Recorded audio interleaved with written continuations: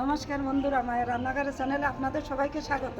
আজকে আমরা এই যে চলে আইছি হনুমান মন্দিরে ঘুরতে। আমরা কি দেখবো তোমাদের সবাইকে দেখাবো, সবাইকে দেখতে থাকবো।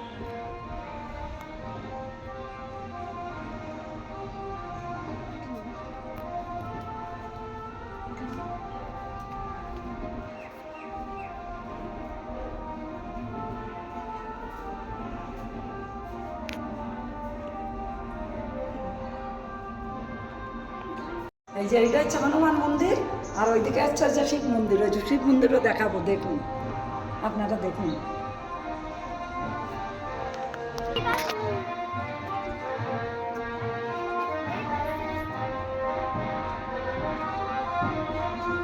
আমরা কিভাবে রয়েছি।